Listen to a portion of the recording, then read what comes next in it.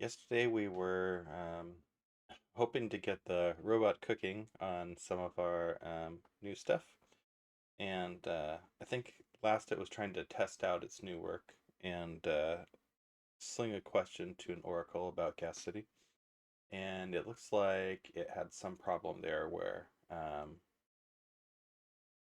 there was work created that should have been answered by this, you could say, pool of agents, or like an agent like this one, and it didn't actually get there. So because it didn't actually get there, um, the workers were up and saw no work, and the work starved and didn't get any service. Um, so let's, in general,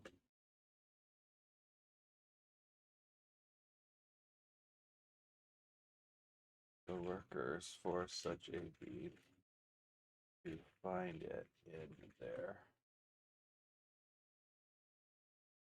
in a query for open work.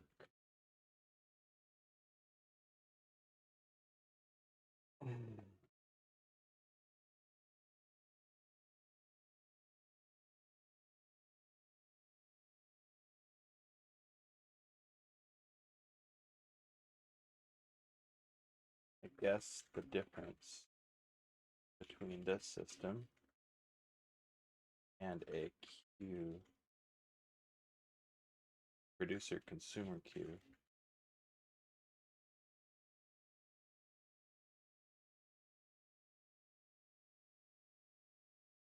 is that the consumers are not seeing work unless it has their name on it.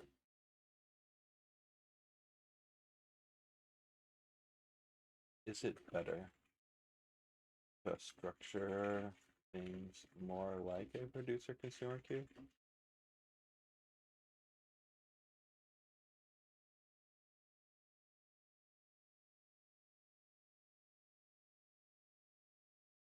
But feel free to try first alternative.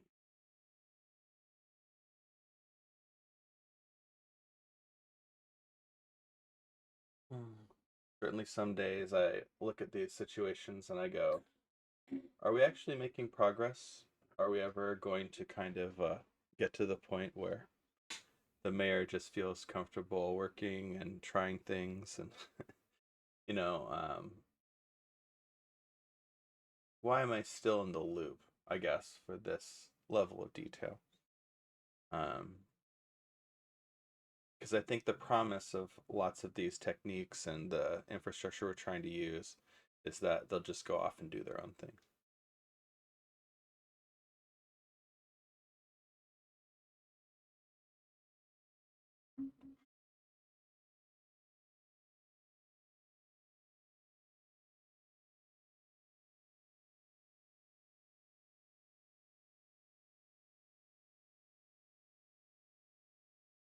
Well, I guess while we're waiting, let's return to our infinitely long series on the puzzles of Nikori. We're up to double Choco now. All right. Divide the grid into blocks by drawing solid lines over the dotted lines. A block must contain a pair of areas of white cells and gray cells having the same form, size, and shape. That's interesting. One area can be rotated or mirror image of another. Number indicates the number of cells of that color in the block.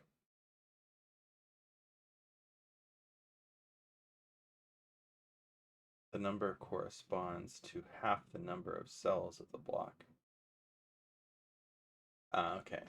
So I guess taking their example here, it's something like we've got this number one. It's in a black, and it's in a dark gray area, and there's going to be another one, and that's going to be our block. For this two down here, we've got two in this area, and there's got to be another block of two. I don't think that we could have two different numbers in the same block. block can contain any number of cells with the number. So in their example, both of these three in the gray area, um, it might not always be this clear cut that these have to be together because this is the only way to make a region of three. All right, well, hopefully we'll be able to infer all of these inferences without just sort of knowing the answer.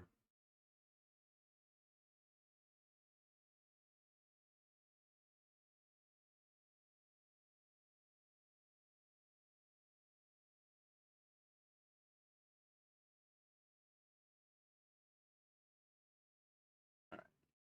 Okay, so here's double choco. So like we said, if we've got a 1, then we definitely can't have a region of 2 right here. And we can't cut this off either. So that would be like a region of dark without a corresponding matching light. So we'd go over this way, and then we'd have a region of 1 that's gray and a region of white. And that's as much as we can do. So this is sort of the... I don't know what kind of notation we should want to use. I guess we'll see. Here we've got this region of 2, and we can't have it hit the region of 3. I assume is how we have to do this inference. And it's including this one. We need another region of 2. It could be this. I guess we could say that like maybe it's this sort of domino or this domino right here. But we'll definitely use this one.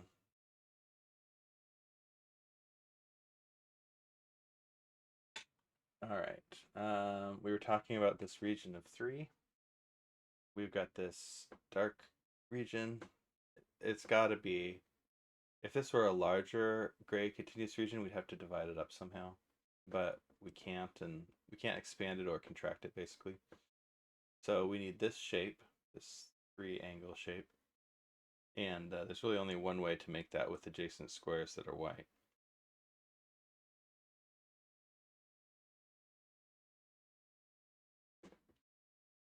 Okay. There's no way to sort of make... This one is sort of orphaned, right? We've got this. It's been surrounded by these 3 squares right here. So it really has to take part in this. There's no way for it to get to a closer white square or something like that. Here we go. For this last bit, we've got these 2 white squares and these 2 gray squares. If this were just our final region, it would violate the restriction that the white shape be the same as the gray shape. So this isn't our final region. There's really only one way to divide these up so that they have an equal amount of white and gray. It's right through here. A sort of unsatisfying puzzle. Maybe the maybe the larger examples are like more interesting. Like I think there'd be a lot more ambiguity, you could say, in how you go about solving it.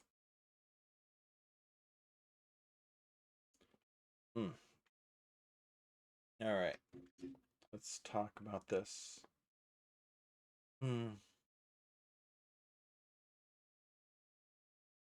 Push to triage. The concierge of the mayor decides which department gets work. Pull for execution.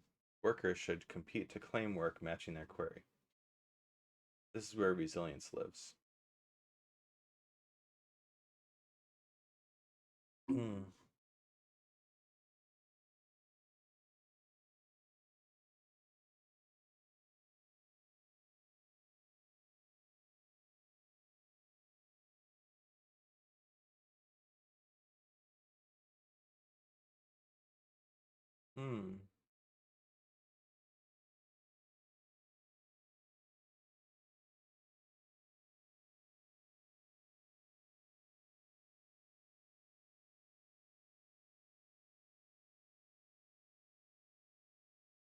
Let's see.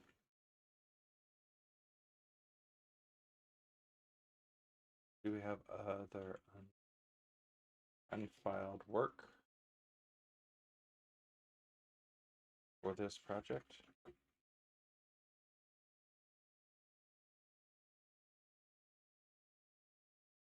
Example, we could memorialize investigations or designs in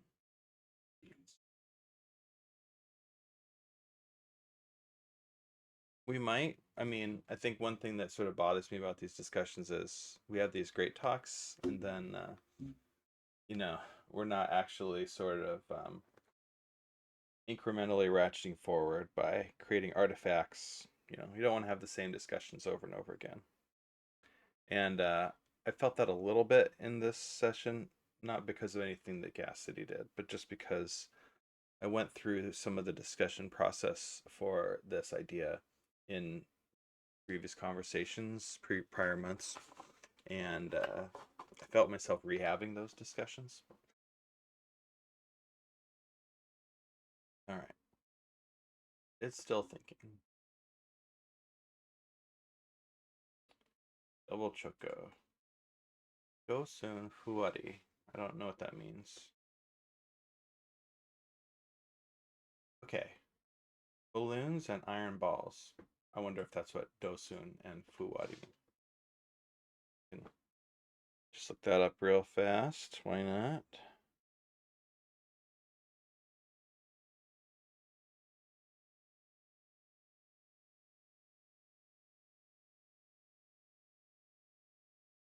Hmm. Man.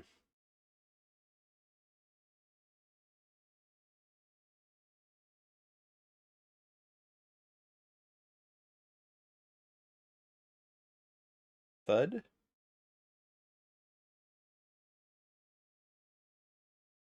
Google Translate is giving me adverb. From the horse's back came the sound of something heavy being lowered to the ground. Let's see what.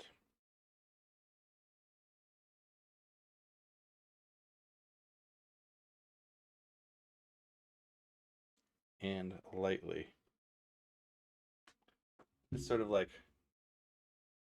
so we've got heavily, lightly, I guess. Something like that. Okay. White and black circles. Place one black and white in each of the regions, areas surrounded by bold lines. Balloons are light and float, so they must be placed at the top or right under a black cell that's holding it down. Um, Iron balls are heavy and sink, so they must be placed in one of the cells at the bottom.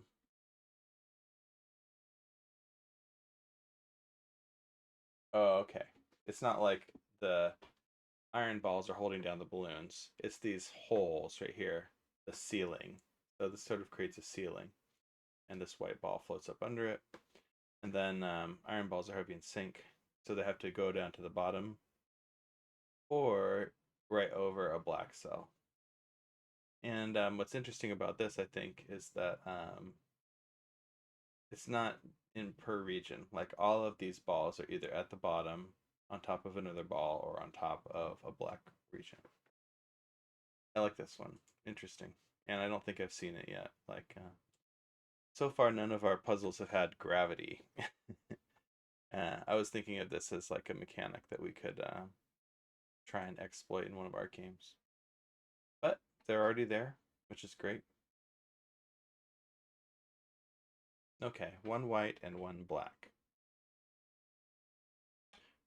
So let's try placing the black ball. So here we have a, I guess this one's a little easier. We found a region of two. It has to have a black ball and a white ball. If we put the black ball on the top, the white ball is getting squished by it. It's sort of in the wrong order. And so this has got to be the black ball. This has got to be the white ball, the balloon. I guess I'll call them like weight and balloon. I don't know.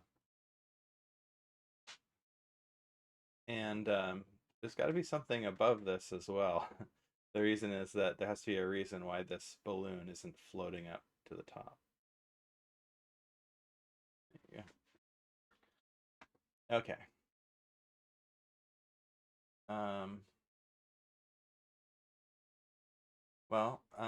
One thing that's interesting about this one is we can't really put the black ball here because it would imply that there would be a ball suspended above space.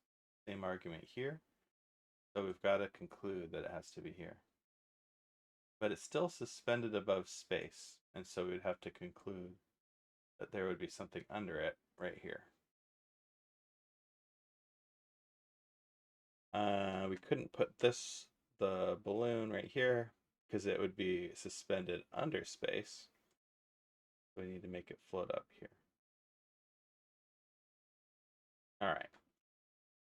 It's interesting now that we've got, so we've got these two remaining regions. We definitely couldn't put the white ball on the bottom. I don't think we could put the black ball in the middle either. So because it would be suspended above space. So I think we got to go right here. No choice. The white balloon can't go here because it would be suspended under space. It's got to be right here. And then it can't be suspended under space again. We can't crush it with a black ball. And then we've got to put this black ball right here. Unfortunately, it's above this floor thing. Cool. I like this puzzle. That's fun. All right.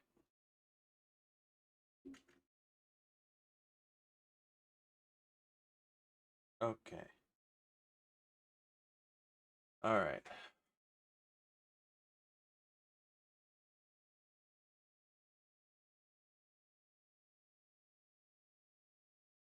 Good. So there's quite a bit of work that's in the context that needs to be memorialized.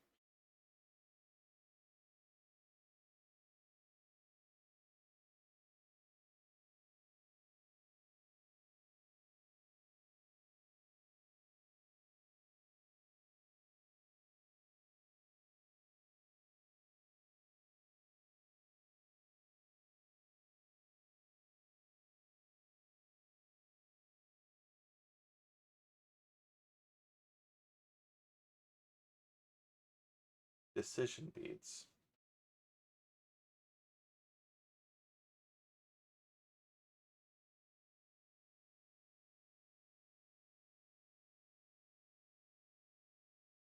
Okay.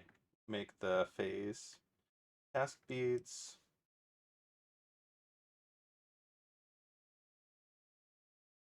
Design decisions bead. A charter capabilities template bead.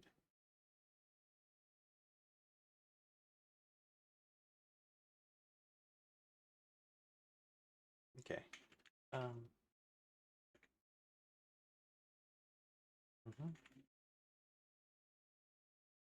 The plan for work.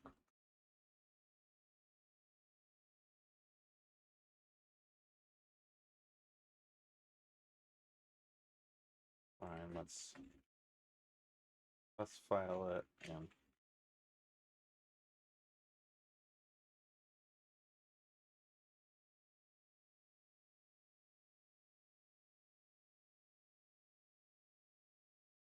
so that we can maintain. Oh, context is kind of a jargon word when you're talking about this arena. I would normally be saying that we want to maintain context, but it's sort of like situational awareness or continuity. Yes.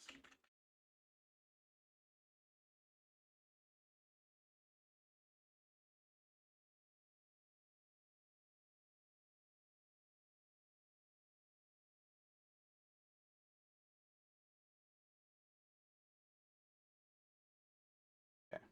Let's see what it says.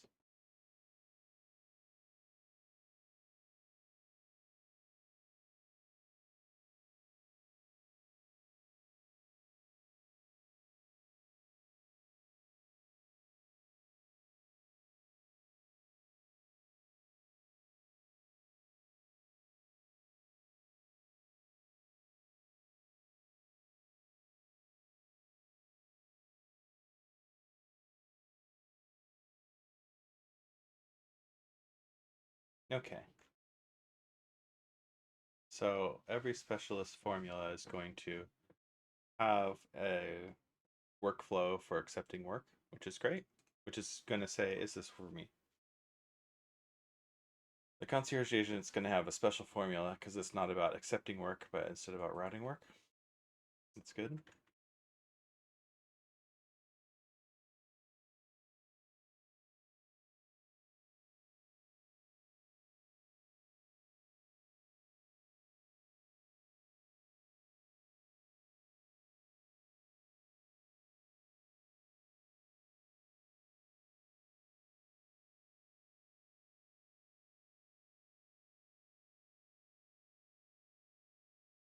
There's no runtime conditional dispatch primitive.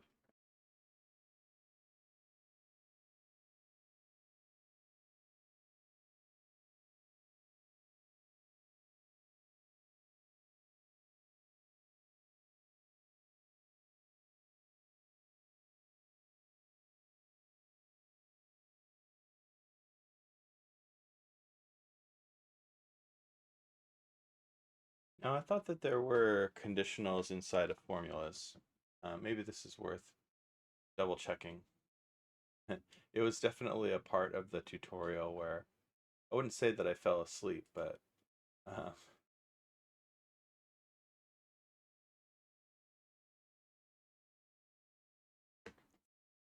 it was definitely harder to wrap our heads around this. So let's return to this tutorial, take a look. It's look for a variable and then check equality or this kind of thing. If you need more sophisticated branching, use multiple variables and conditions across different steps. And like we said, I think at the time, um, this was intended to solve certain problem, right? Not be a full blown like Turing complete expression language or something. Um, we were like, well, what would those problems be? Simple retries for loops. I guess we kind of get that.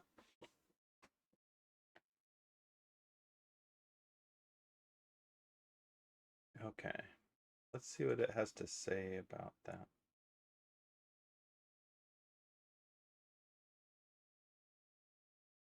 Yeah, use a bar.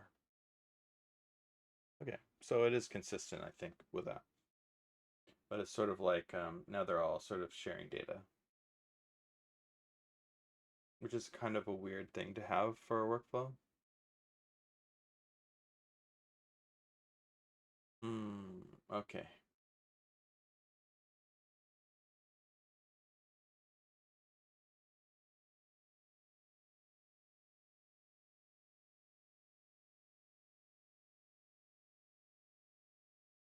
Let's see.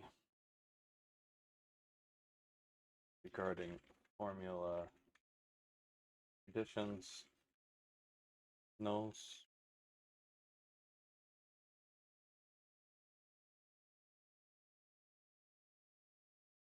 You can try to put that in the step body as you suggested. Um, one thing I'm not sure I understand is what environment the formula conditions resolve variables from. Is that a common area used by all the steps?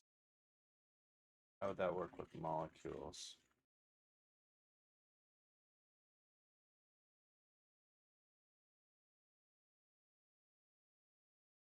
Feel free to answer in parallel the rest.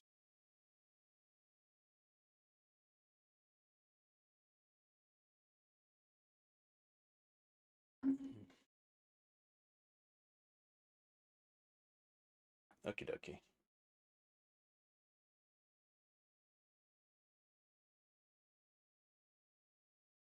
All right. Evolomino. Draw squares in some of the cells. A group of squares connected vertically and horizontally is called a block, including only one square. One square can make a block. Each block must contain exactly one square placed on a pre-drawn arrow. Each arrow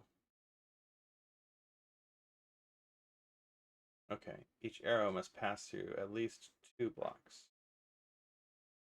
The second and later blocks on the route of an arrow from start to end must progress by adding one square to the previous block without rotating or flipping. Okay.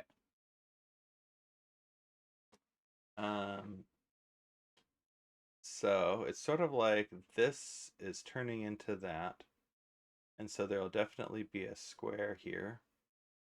But we need to decide if it's going to go this way or that way to make a sort of larger domino. It says connected vertically and horizontally, so it can go around a corner and such. And you can kind of see that in their sample solution.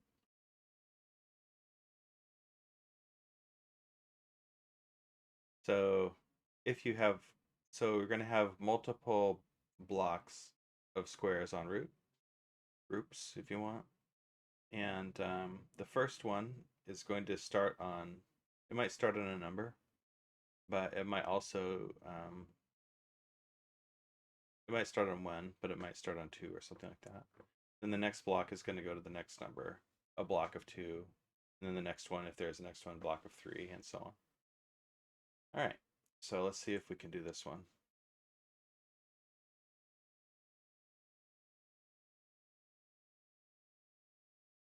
Interesting. They switched to JPEG. All right.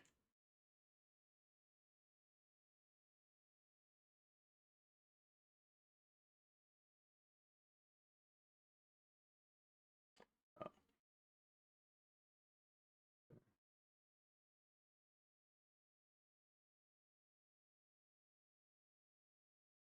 I didn't really think about the previous puzzles that we did being modified.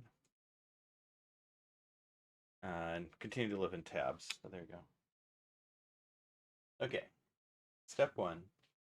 The sort of gimme kind of things are there's going to be a square here at the arrowhead. And there's going to be one at the arrow beginning too.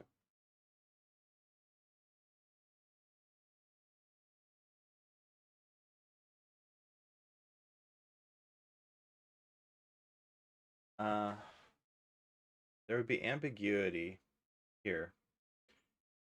If there were a square here, it would sort of say that one group of blocks was going to 2 different places. It's not super obvious if that is legal.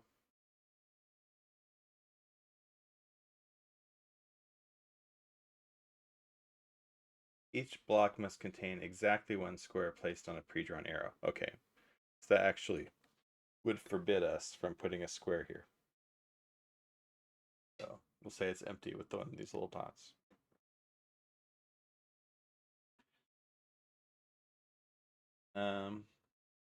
As well, we're not going to see a square right here because it would imply that the start and the end of the arrow are in the same group.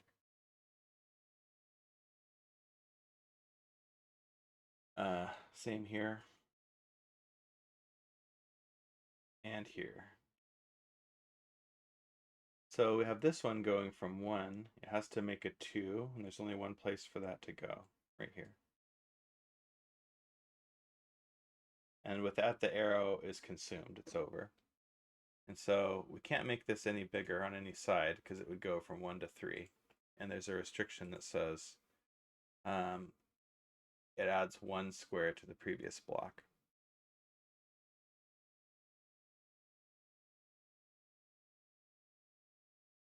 So that's kind of done. This one it had to start at 1. We sort of eliminated the other possibilities. So the next one has to be 2.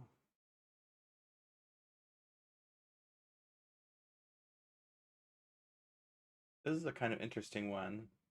It's floating out in space. There's no arrow for it. It kind of has to extend to something that has an arrow, and there's only one way for it to go. So that implies that this has to be a 3, at least. Could be a 4. And now, I did this because there's no way to reach it along any group or arrow. Let's see. So we already kind of established that. I guess it seems like it would be a potential solution that there be a square right here. And I'm not sure why that wouldn't be a solution. So you see, the first group would start at 2, and it would just run along here through empty squares until it got to this group of 3. Let's see if we can find.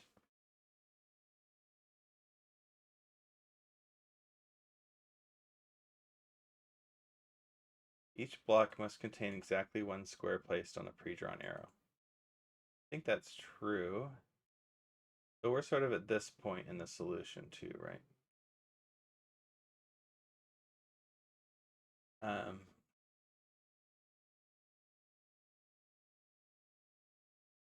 It doesn't exactly say, but this solution strongly implies, as in all of its examples, that you have to start at 1, then progress to 2, and then so on. So that starting at 2 doesn't work.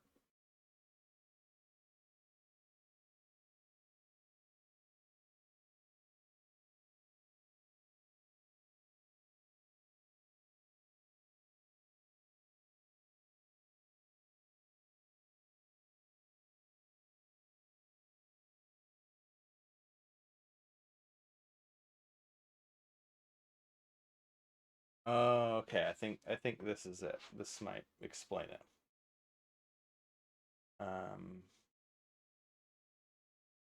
Each block must contain exactly 1 square placed on a pre-drawn arrow. So it's not just that there's at least 1 square in the block on the arrow. It's at most 1 has to be on the arrow. So if we made a block here, then we'd have a block that had 2 squares on the arrow. That's forbidden. Okay, so I think that kind of makes more sense now. Okay, so we need to establish a block that has, so we've got 1 and we've got 3. We don't have room to do 2 and 3, so we're probably safe filling this in. We can make a block of 2 in 2 ways, like this, or like this. But only the second way doesn't violate the restriction that there be exactly 1 square in the block on the arrow. So that's how we get the final solution. All right.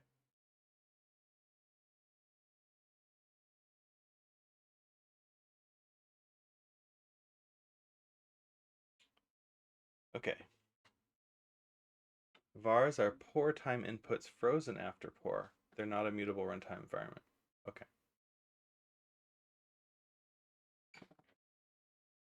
A formula is Vars block. Okay. Right. So those are inputs that come in at the top of the formula when it's compiled.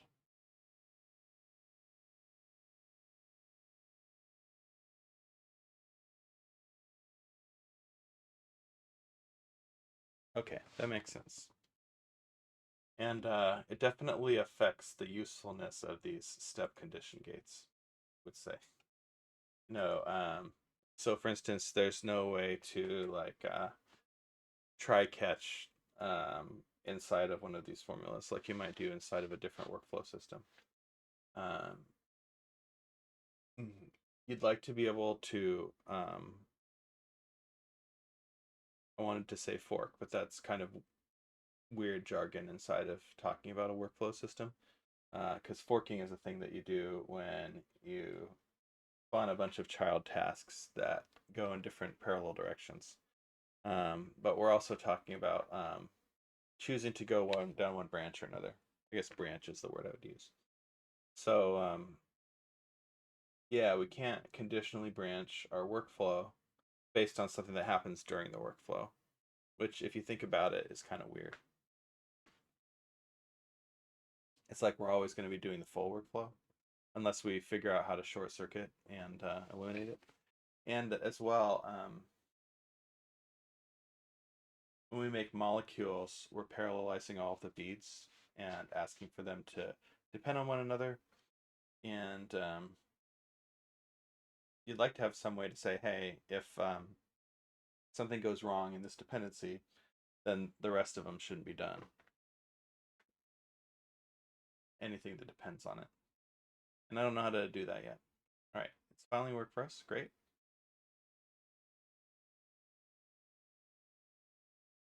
Great. Yeah, let's go. Great, let's implement.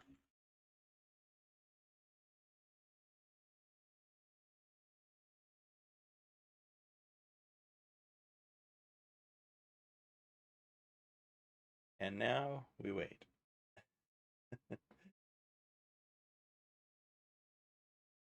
Is this the future of programming? Doing puzzles while we wait.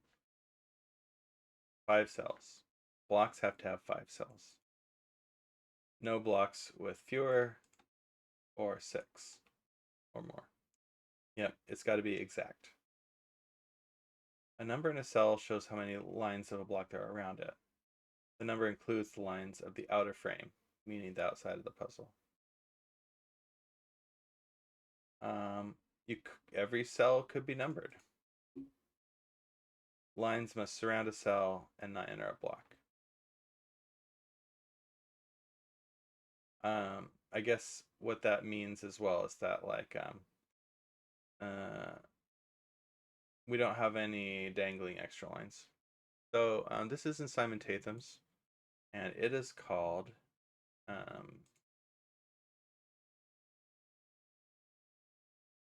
Palisade. I really like Palisade. It's a lot of fun.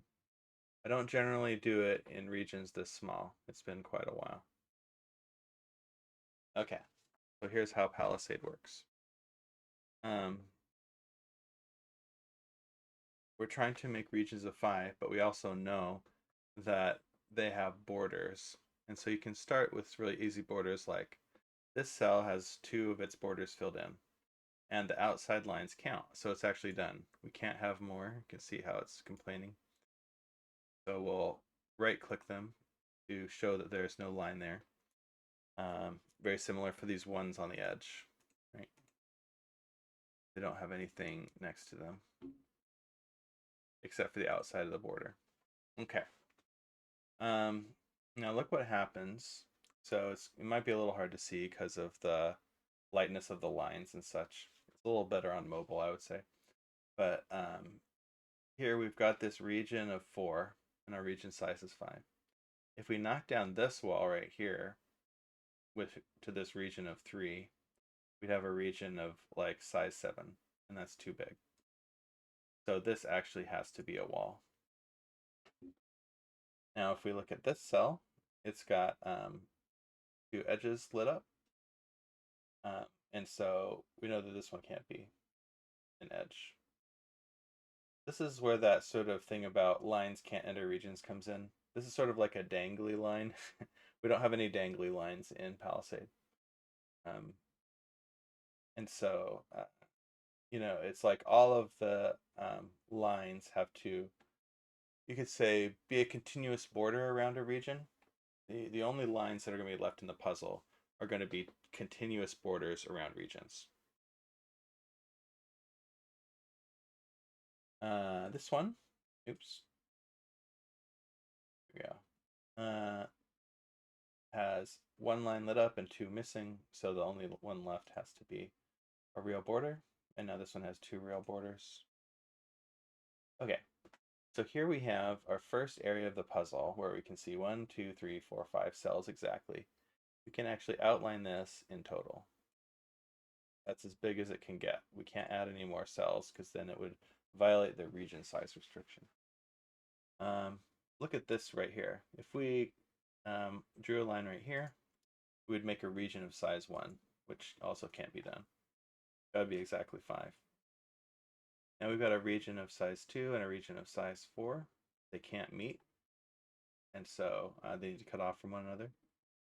And here we've got to continue expanding this region because it can't be size 2. All right. This one, there's only one place left for the region to grow. We've got 1, 2, 3, 4 cells. So we need to get rid of this line to make 5. And there's our region. This one again, it's only got one direction to grow. And you see this line here. The line is going to continue because it must outline a region. It's only got one place to go. This set of 4 cells only has one cell to grow into. It's this one right here. There we go. And there's another region of 5. And now we're trying to do our last region. If we knock down this wall, then we have a really big region. So that one's got to be there. This one has to grow in this direction, and that's it. That's the puzzle.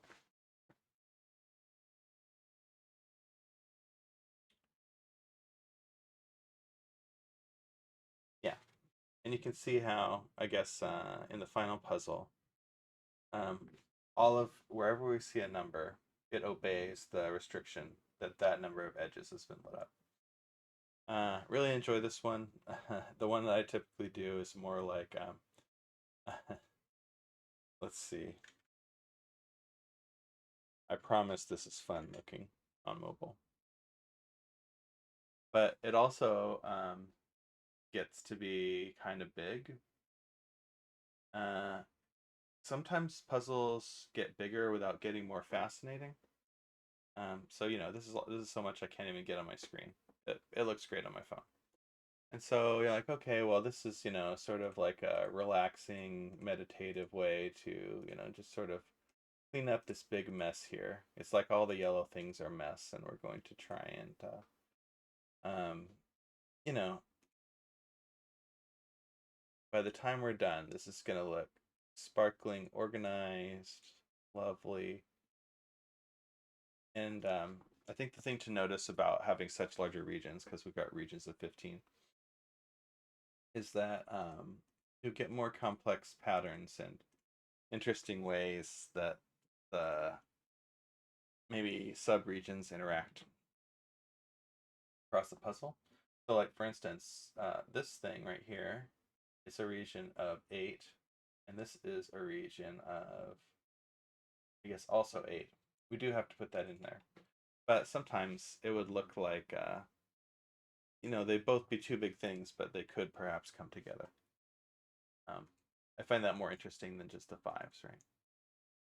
So there are times when these puzzles, they don't get more interesting when they get bigger. They just get like longer, and that's a sort of interesting thing to study when we're trying to talk about fun and the user experience and stuff like that. Some people might really like this, and they might look at this and go, "Oh, this is so cool."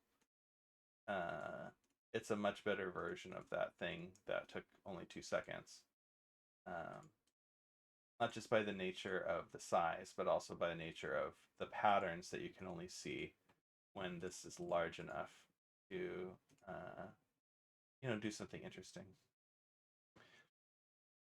I'm throwing these lines in between the 3s because if you don't throw a line in between a 3, if it's empty, you have to light up the other edges around a 3. And that would here make a region of the wrong size. So I know that can't be how it's supposed to look. Okay. So yeah, we definitely have a line between these 3 and these 3.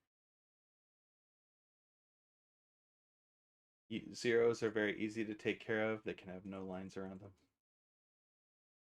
What becomes kind of hard, especially with these colors in the browser, is like detecting the size of regions and how things butt up against each other and that kind of thing.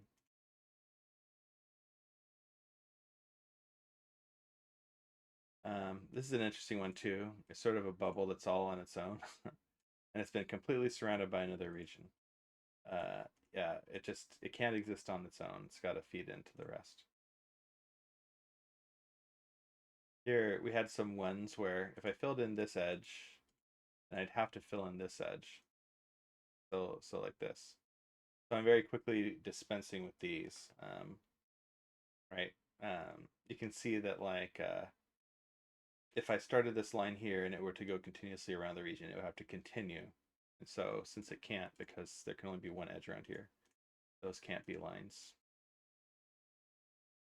in the final border. Yeah. And wherever I see a border that needs to continue, I just continue it here.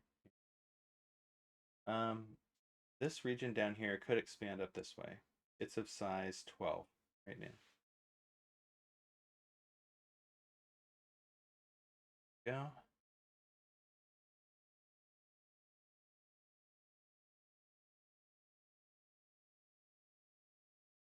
Here's an interesting one, which has to do with an edge of 2 next to a 3 on the edge. We have to fill in this one. If we didn't fill it in, then the 3 wouldn't have enough edges around it. I don't know if I'm explaining this very well. And, you know, I don't think we're learning that much about this puzzle type. I'm trying to get to the point where we start seeing the regions kind of interact. Here's another interesting one where sort of like there's just sort of a bubble sticking, like forming a complete circuit. Like if I finish this one, I'd get this little line of 1. Oh, I can't use that one.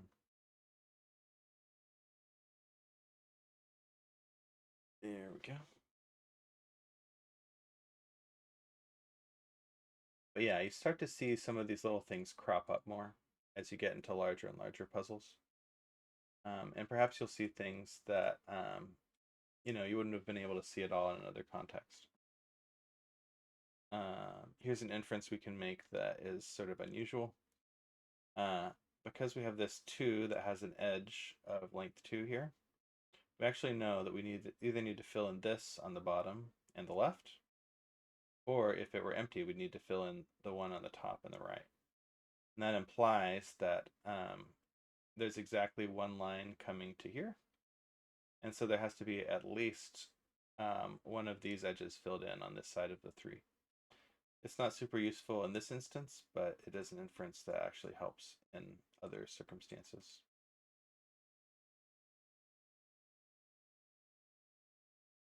And once we're done with all of this easy stuff, and you can kind of see how it is sort of like janitorial or meditative, perhaps. Yeah, here's another one where we can't fill in that last edge. So it's got to open up out into the wider world, make a bigger region.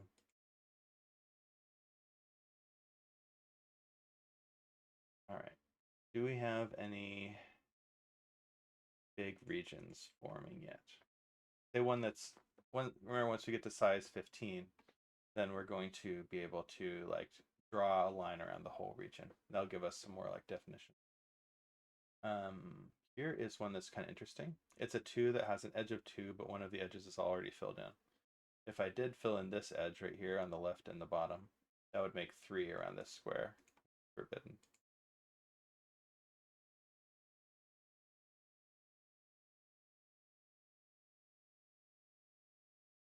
Here's one of those inferences that's actually useful.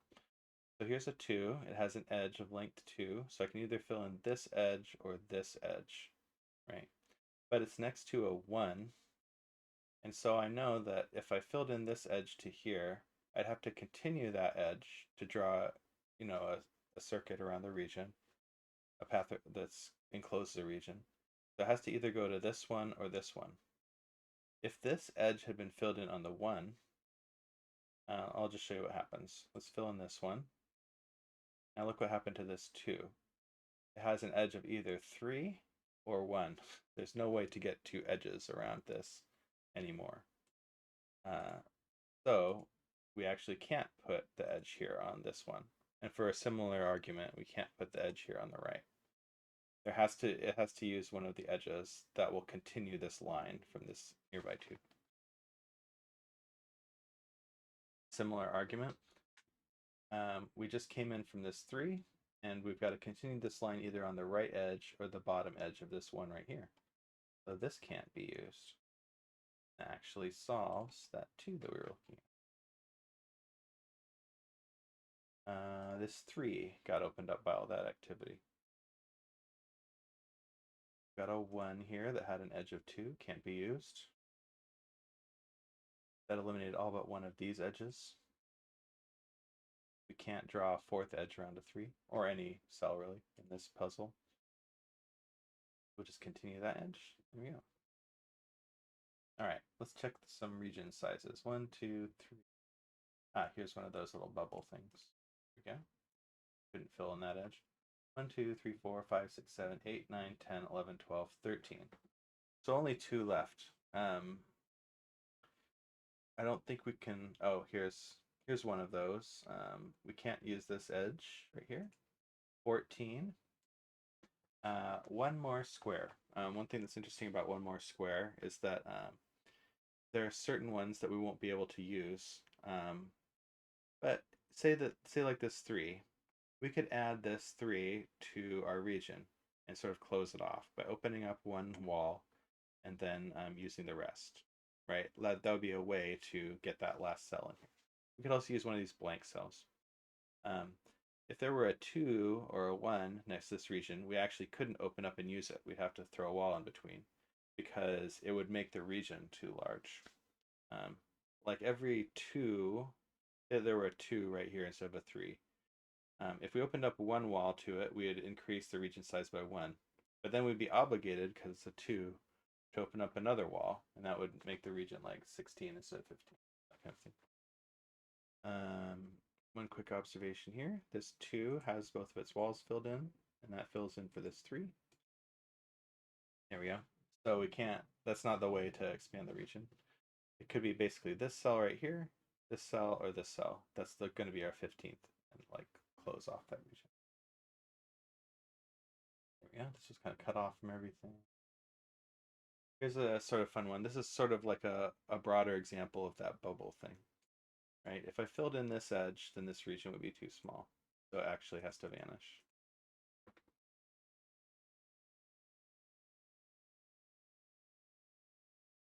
Here, there's only one cell left to expand this region.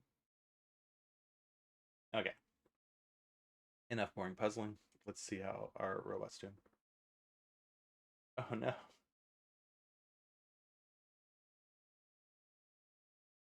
It cogitated, but we got some kind of 500 from Claude. Let's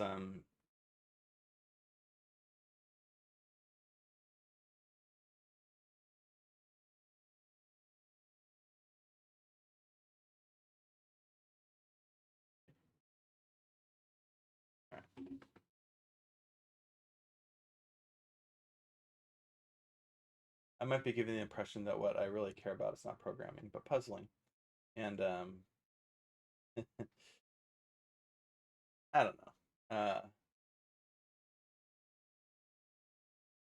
A little bit of this, a little bit of that. Okay, 1, 2, this region. These regions are adjacent. 1, 2, 3, 4, 5, 6, 7, 8, 9, 10, 11, 12. And here's one that has 1, 2, 3, 4, 5, 6. That's too many to join them. So we need to wall off between them. Let's continue this border. Oops. Continue. Okay, here's another interesting one. If I filled in this region, it's actually like an edge of 4. You can never, yeah, that could never be part of any other region. So we can just get rid of it. 6, 11, 14. Okay, so we just need one more cell. It's going to be either this one or this one, and then this region will be kind of finished off.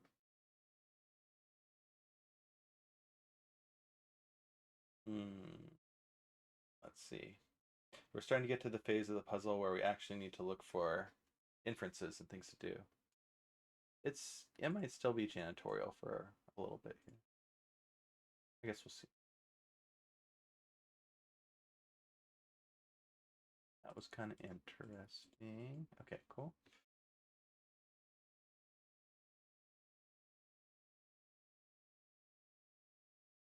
Sort of wherever we have a choice about which way the edge is going to go, that is, that's where we have to pause and look for other information to sort of break the tie.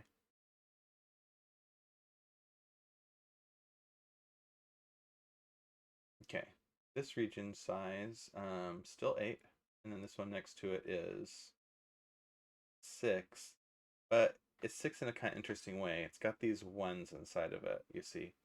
And so if these edges were opened up on the bottom, it would actually have a larger size, right? And so if we joined these two regions, let's just do that for a second.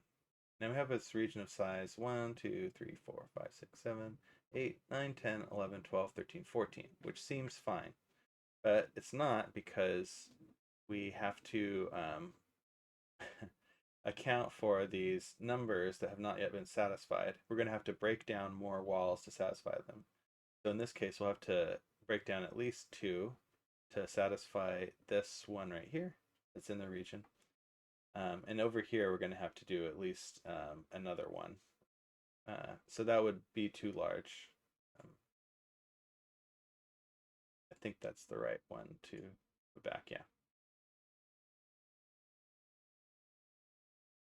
But actually, since it's too large, we know that there's a border there.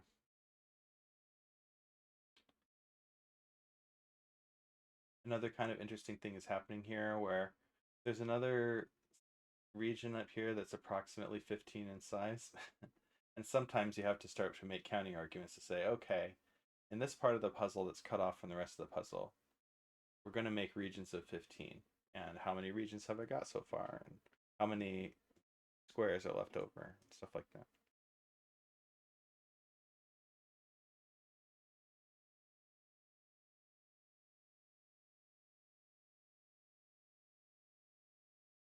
All right. All right, time to check status.claude.com.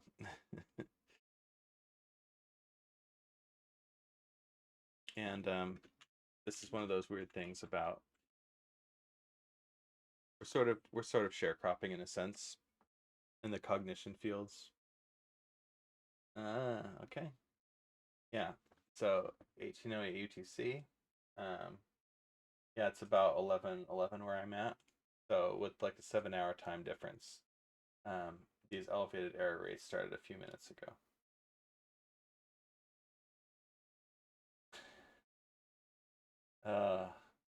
Man, I don't know how many 9s this is, but it doesn't spell happiness to me. Obviously, you would much rather have greens. Okay, here it's telling us. You know, 2 9s. 2 9s of availability. All right, well, maybe we'll just finish this puzzle and try back when we're done.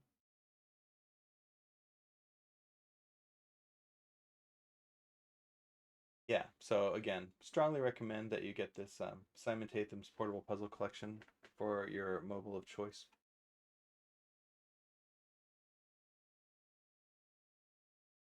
Let's see.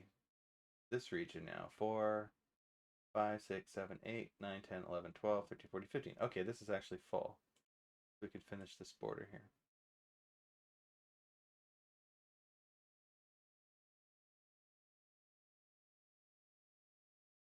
There we go.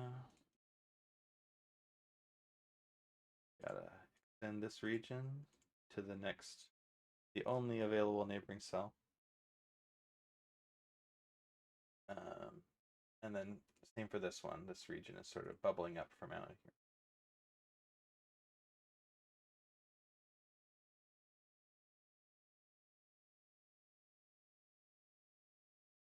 I think we said that this one needs about one more cell to be working. Here's a region that only has one more alternative to go out of. So we've got 9, 10. Here's another little region that's growing.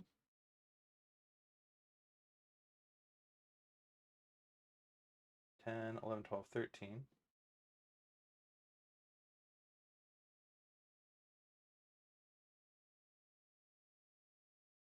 It's funny how they're all growing in parallel, right? And then 7, 8, 9, 10. But this is the only way to sort of break through to the next adjacent region. And I think that does take us to 15. Here we go. It would have, been angry at me if I tried to make a region that was larger than 15. It would have shown up in the UI. 13, 14. It's only one more cell, and then this region will be done. And it's got to be this one, the only one left. Yeah.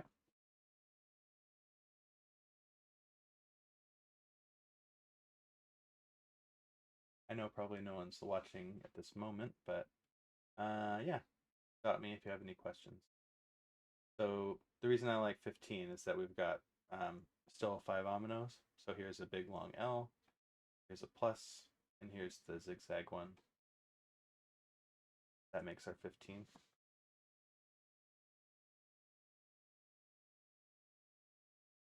All right, interesting thing happened here.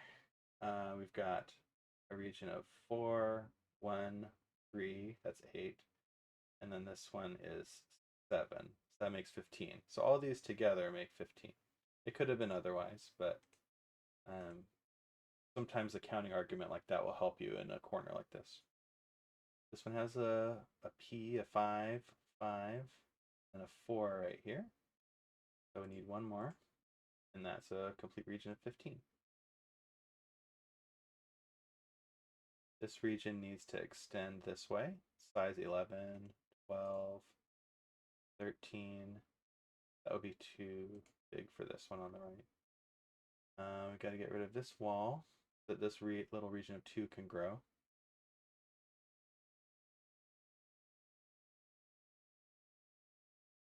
Five, 11, 13, 14. It would be, yeah, this wall has to keep extending. So we're not sure if we need this one or this one to finish off the region. Meanwhile, this guy, 10, 11, 12, 13. Oops. We can't have this region of 13 and this region of however many that is. So a border has to be drawn. 14. Yep. Now this region also needs to grow. 5, 10, 11. Here's our region of 14 growing into 15.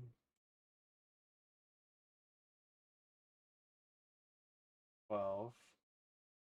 Here's this region of 2 growing. 13.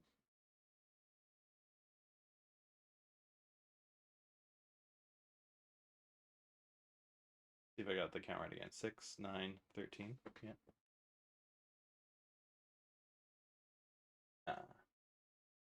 Yeah, we just sort of flit like a little butterfly from place to place, getting some sweet, sweet lines that we can draw.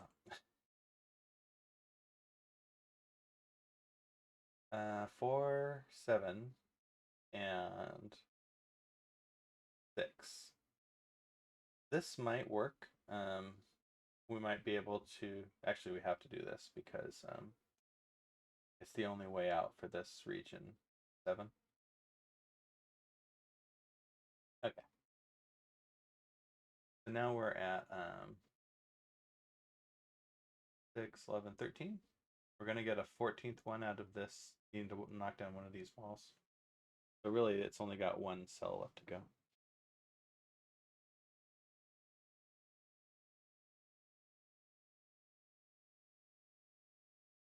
How are we doing this one? 6, 9, 13. Okay, this one needs to come in. 14, 15.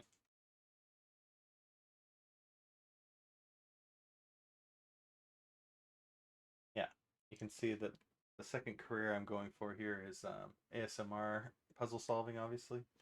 I should really put the microphone closer to my mouse so you can hear the clicking sounds. 5, 5, 12. Okay. This is another counting one where it's kind of interesting to do counting. We need 3 of these cells. And that means 2 of them are going somewhere else.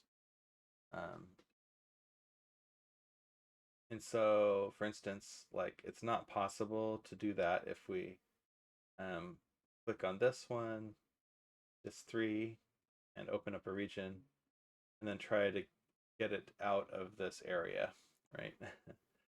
There's an argument that we have to do this one because if we need, again, we need 3 of these 5 cells right here. And so if we started sending away this is one of them that we couldn't use. And then this would be a second one right here that we couldn't use. And so we need all of these 3 cells to be in this contiguous region. And that can't happen if we draw that wall. So, in fact, if you don't draw the wall there, it has to go like so. 5, 10, 13, 14, 15. So there's an example of a time where like counting was helpful.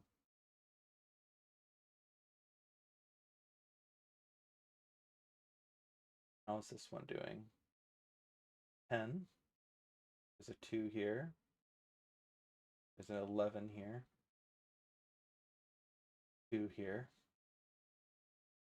Yeah, so one way to think about this puzzle is how can you get to 15? And so for instance, this 10 needs 5 more cells, and they might be these 2 and these 2 and this one after that. And the thing to notice about that is that it's surrounded by other regions that would be too big to add into this one. So that was really the only way to get to 15 from there. Here we've got a region of 8, a region of way too many. There has to be a wall between them. I was kind of looking at that 1 and deciding, can I infer that? Here's a region of 12 and a region of way too many. They have to be cut off from each other. 13. This big region and this big region have to be cut off from each other. And here's 15.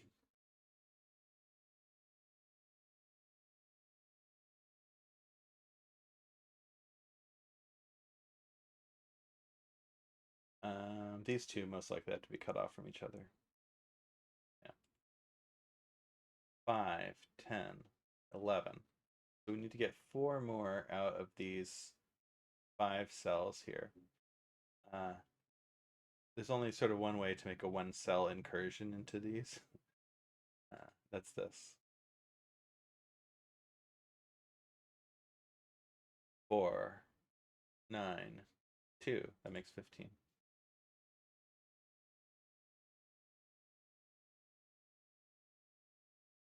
Yeah, there's something nicely meditative and methodical about this. Here's a 2 with a 2 edge. That means one of these 2 edges on the 1 has to be used.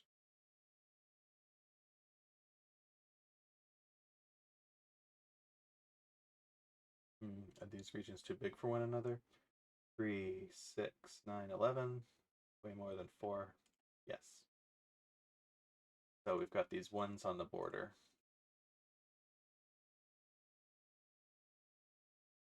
All right. So I think that was our 15th one for here. 5 plus 6 plus 4. Yep. All right. And if the puzzle had been constructed wrong, then this would make that not region 15. But we're always trusting that the puzzle can be solved according to the rules. Otherwise, we're going to like report a bug in the puzzle. Oops. There we go. 5, 10, 13, 14, 15.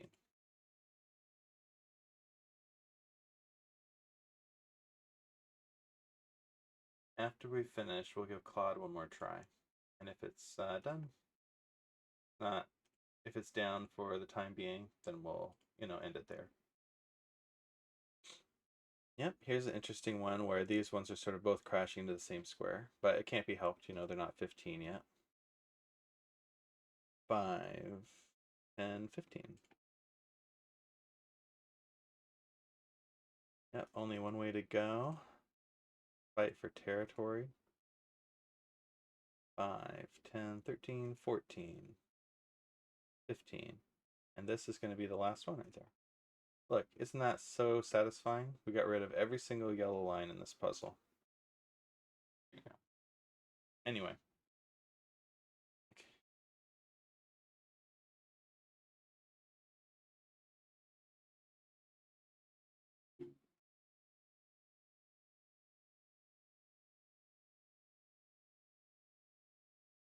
I don't have high hopes here, but it's possible.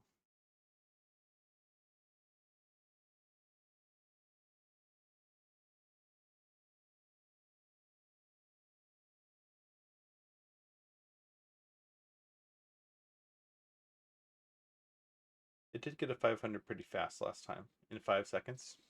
So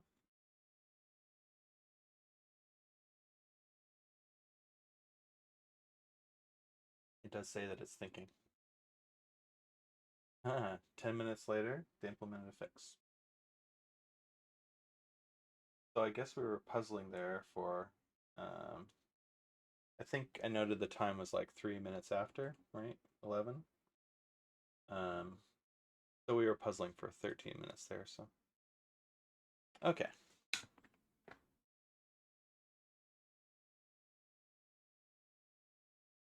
Cool.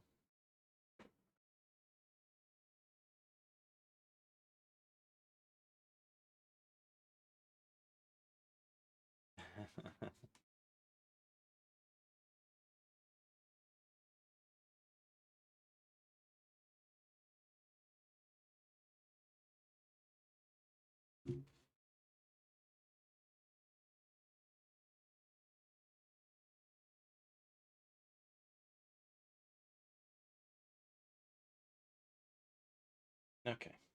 All right. Well, I guess let's leave it there. We're hoping that it will continue doing its thing, and it's checking back every 5 minutes, I think. I'm not sure where it got that idea exactly.